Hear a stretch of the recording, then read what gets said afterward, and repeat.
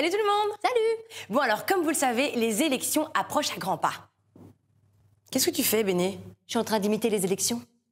Bon, ça va pas être simple, hein? Alors, comme vous le savez, les femmes sont présentes... Dans les magazines. Oui, dans les magazines, mais aussi... Dans les cuisines. Non, les femmes sont présentes sur les listes électorales. Où sont les femmes?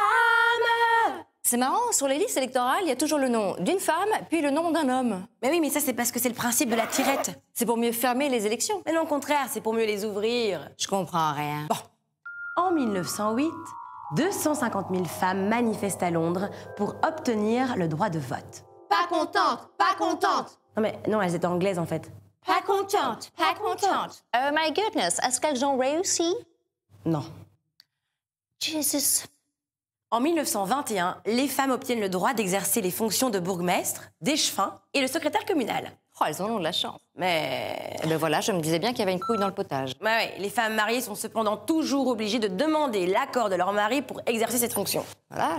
En 1965, on voit arriver la première femme au gouvernement belge, j'ai nommé Marguerite de Remaker-Legault.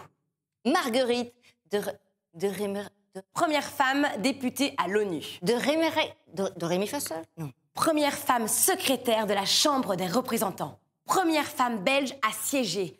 Toute première fois,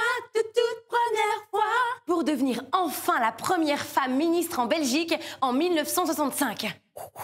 La guerrière.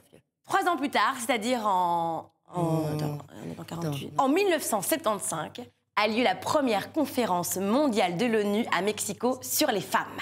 Mexico.